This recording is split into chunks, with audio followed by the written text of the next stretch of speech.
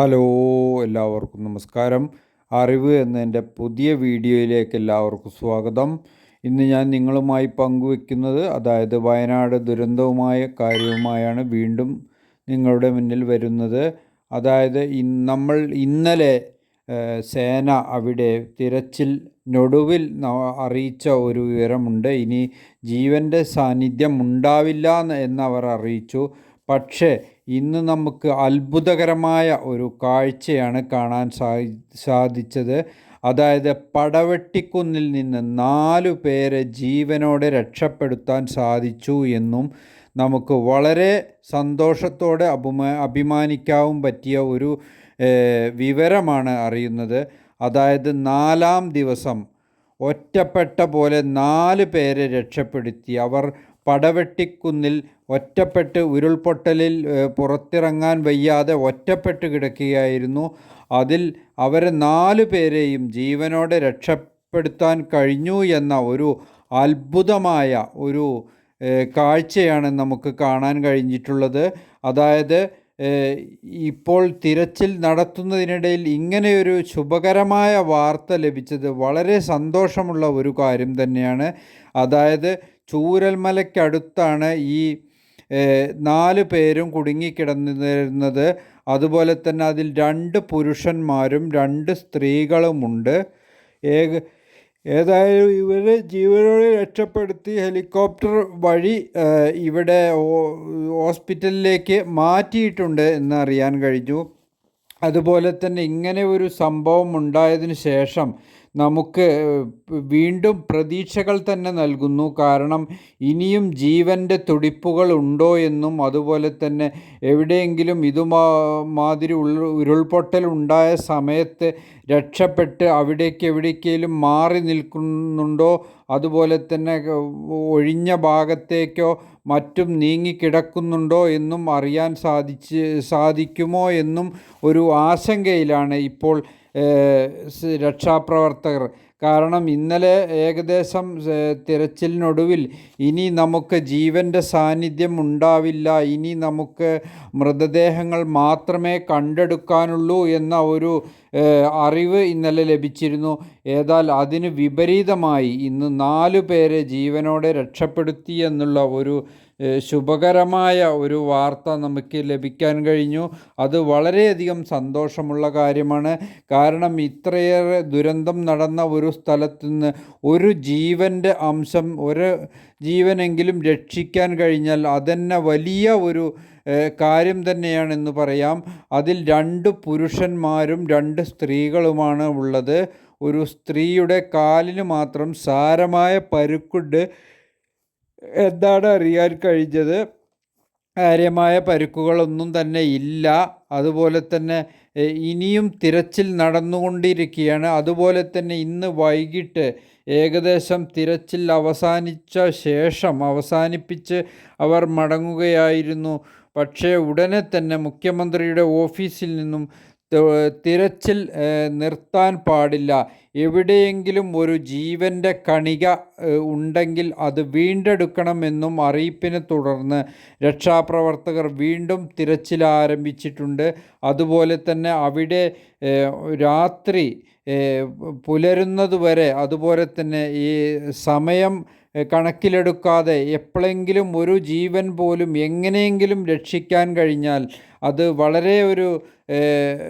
നമുക്ക് വളരെ ഒരു സന്തോഷകരമായ ഒരു കാര്യം തന്നെയാണ്. കാരണം ഇവിടെ ഒഴിഞ്ഞ ഒരു അവശിഷ്ടങ്ങൾക്കിടയിൽ അവിടെ ഒരു ബിൽഡിംഗ്, ഒരു കെട്ടിടത്തിൻ്റെ ഷട്ടറുകൾ പൊളിച്ച് അവിടെ പരിശോധന നടത്തിക്കൊണ്ടിരിക്കുകയാണ്. ഇപ്പോൾ റഡാർ സിഗ്നൽ ഉപയോഗിച്ചാണ് അവിടെ ജീവൻ്റെ സാന്നിധ്യം ഉണ്ടോ എന്ന് കണ്ടുപിടിക്കുന്നത്. ഈ റഡാറിൻ്റെ സാന്നിധ്യത്തിൽ മണ്ണിനടിയിൽ എവിടെയെങ്കിലും, അതുപോലെ തന്നെ അവശിഷ്ടങ്ങൾക്കിടയിൽ, അതുപോലെ തന്നെ പാറക്കെട്ടുകൾക്കോ, അതുപോലെ തന്നെ ഈ മറ്റു മരങ്ങൾക്കിടയിലോ എവിടെയെങ്കിലും ഒരു ജീവൻ്റെ അംശമുണ്ടെങ്കിൽ സിഗ്നൽ കാണിക്കുമെന്നാണ് രക്ഷാപ്രവർത്തകർ അറിയിച്ചിട്ടുള്ളത്. അതുപോലെ തന്നെ ഈ റഡാറിൻ്റെ ഒരു പ്രത്യേകത ബ്രീത്തിങ് ഉണ്ടെങ്കിൽ അത് സിഗ്നലിൽ അറിയാൻ കഴിയും. അതുപോലെ തന്നെ ഒരു മൂവിങ് ഉണ്ടെങ്കിൽ അത് റഡാറിൽ അറിയാൻ കഴിയും. ഏതായാലും ദൗത്യം അവസാനിപ്പിക്കാൻ പാടില്ല. എവിടെയെങ്കിലും ഒരു ജീവൻ്റെ അംശമുണ്ടെങ്കിൽ അത് വീണ്ടെടുക്കണം. അതിന് എത്ര തിരച്ചിൽ നടത്തിയാലും വേണ്ടില്ല, എന്ത് സഹായം വേണമെങ്കിലും സർക്കാരിൻ്റെ ഭാഗത്തുനിന്ന് ഉണ്ടാവുമെന്ന് മുഖ്യമന്ത്രിയുടെ ഓഫീസിൽ നിന്നും അറിയിച്ചിട്ടുണ്ട്. അതിനാൽ ഇന്ന് ഫ്ലഡ് ലൈറ്റുകളും മറ്റും കൊണ്ടുവന്ന് അവിടെ രാത്രിയും ശക്തമായ രക്ഷാപ്രവർത്തകർ തിരച്ചിൽ നടത്തുകയാണ്.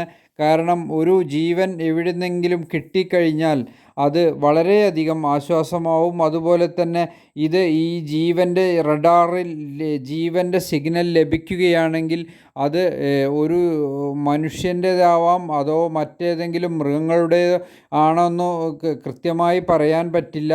അത് കണ്ടെത്തിയാൽ മാത്രമേ അറിയാൻ സാധിക്കുകയുള്ളൂ. ഈ റഡാറിൽ തെറ്റായ ഒരു സിഗ്നൽ ലഭിക്കാൻ സാധ്യതയില്ല എന്നും രക്ഷാപ്രവർത്തകർ അറിയിച്ചിട്ടുണ്ട്. അവിടെ ഇപ്പോൾ ഒരു കെട്ടിടത്തിൻ്റെ അവശിഷ്ടങ്ങൾ നീക്കി അവിടെ പരിശോധന തുടർന്നുകൊണ്ടിരിക്കുകയാണ്.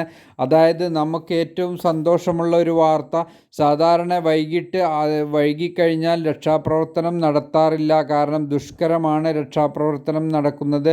കൂടാതെ മറ്റൊരു പേടി സ്വപ്നം കൂടിയുണ്ട്. കാരണം ഉരുൾപൊട്ടൽ എപ്പോഴെങ്കിലും നടക്കുകയാണെങ്കിൽ അത് അവിടെ രക്ഷാപ്രവർത്തനം നടക്കുന്ന എല്ലാ ആളുകളെയും ബാധിക്കും, എല്ലാ രക്ഷാപ്രവർത്തകരെയും ബാധിക്കും. പക്ഷേ അത് അത്ര റിസ്ക് എടുത്ത് അത്ര ദുഷ്കരമായ ഒരു ദൗത്യമാണ് ഇപ്പോൾ അവിടെ നടന്നുകൊണ്ടിരിക്കുന്നത്.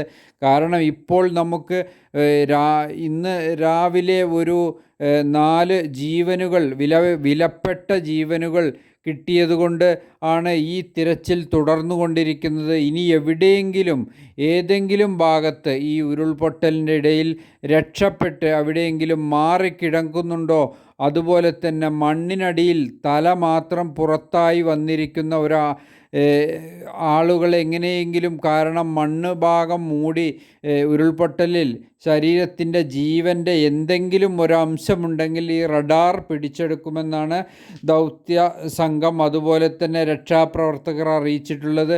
അതുകൊണ്ട് എങ്ങനെയെങ്കിലും അവിടുന്ന് ജീവനുള്ള ആളുകളെ എവിടെയെങ്കിലും ഉണ്ടെങ്കിൽ രക്ഷപ്പെടുത്തുക എന്ന ഒരു ദൗത്യം ഏറ്റെടുത്തിട്ടാണ് ഇപ്പോൾ അവിടെ രക്ഷാപ്രവർത്തനം നടക്കുന്നത്. അതുപോലെ തന്നെ ഇപ്പോൾ JCBയും മറ്റും ഉപയോഗിച്ച് കെട്ടിടത്തിൻ്റെ ഭാഗങ്ങൾ ഒക്കെ നീക്കം ചെയ്ത് അതുപോലെ തന്നെ മറ്റുള്ള ഭാഗങ്ങളിലേക്ക് JCB വഴി റോഡ് ഉണ്ടാക്കി വാഹനങ്ങൾ കടന്നുപോയി അവിടെ തിരച്ചിൽ നടത്തുകയാണ്. എവിടെയെങ്കിലും ഒരു ജീവനുണ്ടെങ്കിൽ, അതുപോലെ തന്നെ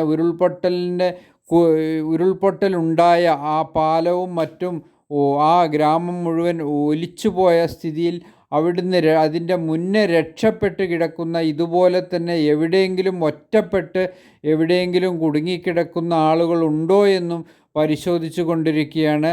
കാരണം ഇനി രക്ഷാപ്രവർത്തനം നിർത്തുന്നത് ഒരു നല്ല നടപടിയല്ല. അതുകൊണ്ട് രക്ഷാപ്രവർത്തനം തുടരട്ടെ എന്നും അറിയിക്കുന്നതിനാൽ ഇപ്പോൾ രക്ഷാപ്രവർത്തനം രാവും പകലുമില്ലാതെ നടന്നുകൊണ്ടിരിക്കുകയാണ്. അവിടെ രക്ഷാപ്രവർത്തകർക്ക് വേണ്ട ലൈറ്റുകളും സംവിധാനവും ഫ്ലഡ് ലൈറ്റുകളും എല്ലാ സഹായവും അവിടെ എത്തിച്ചിട്ടുണ്ട്. അതുപോലെ തന്നെ ആംബുലൻസ് മറ്റുള്ള എല്ലാ സംവിധാനങ്ങളും സജ്ജമാക്കി കഴിഞ്ഞു.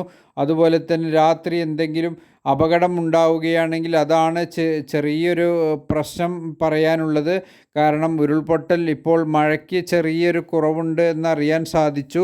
അതുപോലെ തന്നെ അവിടെ ഉരുൾപൊട്ടൽ ഉണ്ടായിക്കഴിഞ്ഞാൽ അതിന് ശേഷം അവിടെ 1-2 സ്ഥലങ്ങളിൽ ചെറിയ രീതിയിൽ ഉരുൾപൊട്ടൽ ഉണ്ടായിട്ടുണ്ട്. പക്ഷേ അതിനെയൊക്കെ ചെറുക്കാനുള്ള സംവിധാനങ്ങൾ മാക്സിമം അവർ ശ്രദ്ധിക്കുന്നുണ്ട്. എന്നാലും ചില ഉരുൾപൊട്ടലുകൾ, ശക്തമായ ഉരുൾപൊട്ടലുകൾ ഉണ്ടായാൽ അതിനെ അതിജീവിക്കുക ദുഷ്കരമാണ് എന്നും അവരറിയിക്കുകയുണ്ടായി. ഏതായാലും യന്ത്രസാമഗ്രികളുടെയും മറ്റും ഉപയോഗിച്ച് അവിടെ രക്ഷാപ്രവർത്തനം തുടർന്നുകൊണ്ടിരിക്കുകയാണ്.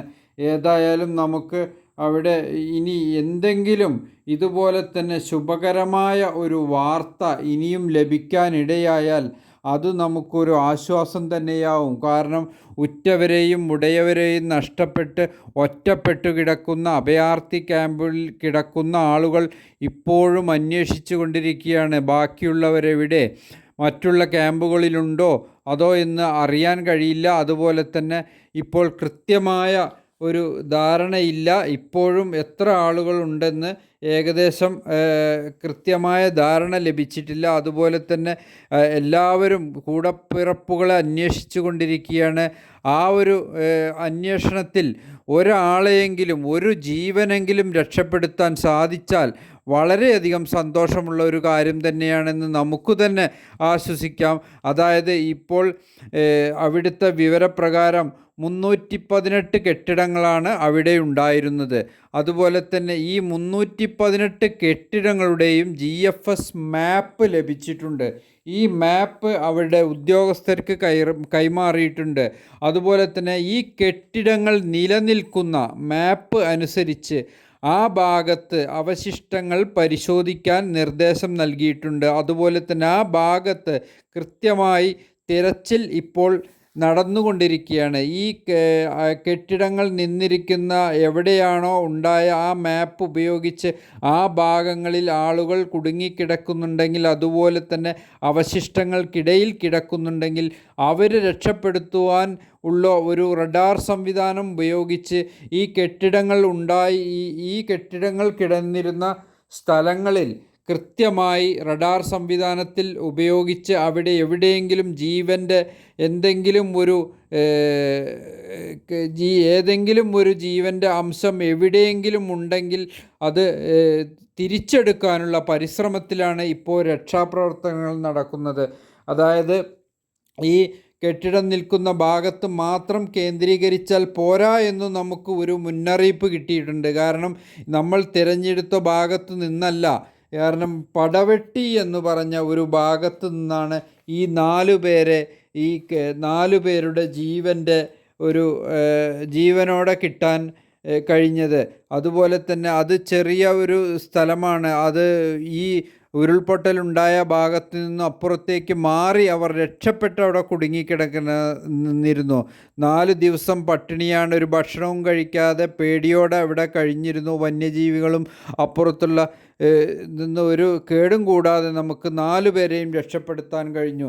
ഇനിയും അത്തരത്തിൽ ആരെങ്കിലും രക്ഷപ്പെടുത്താൻ കഴിഞ്ഞാൽ അത് വലിയൊരു ആശ്വാസം തന്നെയാണെന്ന് നമുക്ക് അനുമാനിക്കാം. കാരണം ഒരു ജീവൻ്റെ വില നമുക്ക് എല്ലാവർക്കും അറിയാം. ഒരു ജീവൻ്റെ വില എങ്ങനെയെങ്കിലും അവിടെ ഈ രക്ഷാപ്രവർത്തകർ അവരുടെ അറിയിക്കാൻ വയ്യാതെ അവിടെ കുടുങ്ങിക്കിടക്കുന്ന വിവരങ്ങൾ രക്ഷാപ്രവർത്തകരെ അറിയിക്കാൻ സാധിക്കാതെ കിടക്കുന്നവരുണ്ടെങ്കിൽ, അതുപോലെ തന്നെ ഉരുൾപൊട്ടലിൻ്റെ മുന്നേ അവിടെ രക്ഷപ്പെട്ടു പോയി കിടക്കുന്നവരുണ്ടെങ്കിൽ അവർക്ക് എങ്ങനെയായാലും ഒരു ആശ്വാസം തന്നെയാവും. ഈ തിരച്ചിലിനിടയിൽ അവർ അവിടെ എത്തിപ്പെട്ടാൽ ഏകദേശം ജീവൻ ഉണ്ടെങ്കിൽ, അതുപോലെ തന്നെ ഈ ഉരുൾപൊട്ടലിൽ എന്തെങ്കിലും അപകടം സംഭവിച്ച് കിടക്കുന്നവരുണ്ടെങ്കിൽ അവർക്ക് ഈ കിടക്കുന്ന ആളുകൾക്ക് എന്തെങ്കിലും ഒരു ജീവൻ്റെ അംശമുണ്ട് ഉണ്ടെങ്കിൽ ഈ റഡാർ സംവിധാനത്തിൽ അത് കണ്ടെത്താനാകുമെന്ന് തന്നെയാണ് അവർ കൃത്യമായി അറിയിച്ചിരിക്കുന്നത്. ജീവൻ്റെ എന്തെങ്കിലും ഒരു അംശമുണ്ടെങ്കിൽ അത് കണ്ടെത്താൻ കഴിയുമെന്ന് അവർ കൃത്യമായി പറയുന്നുണ്ട്. അതുകൊണ്ട് ആ ഭാഗത്ത് കൃത്യമായി അന്വേഷണം നടന്നുകൊണ്ടിരിക്കുകയാണ്. ഏതായാലും നമുക്ക് പ്രതീക്ഷിക്കാം ആരെങ്കിലും ഇനിയും ഇതുപോലെ തന്നെ ശുഭവാർത്തകൾ കിട്ടുമെന്ന്. അതുപോലെ തന്നെ എങ്ങനെയെങ്കിലും ജീവൻ്റെ അംശം കിട്ടട്ടെ എന്നും നമുക്ക് പ്രതീക്ഷിച്ചു കാത്തിരിക്കാം. എൻ്റെ വീഡിയോ ഇഷ്ടപ്പെട്ടവർ ലൈക്ക് ചെയ്യുക, അതുപോലെ തന്നെ കമൻറ്റ് ചെയ്യുക. ഇതുവരെ സബ്സ്ക്രൈബ് ചെയ്യാത്ത ആളുകൾ വീണ്ടും സബ്സ്ക്രൈബ് ചെയ്യുക, ഉടനെ തന്നെ സബ്സ്ക്രൈബ് ചെയ്യുക. ഇനി പുതുപുത്തൻ വിവരങ്ങളും വാർത്തകളുമായി ഞാൻ നിങ്ങളുടെ മുന്നിൽ എത്തുന്നതാണ്.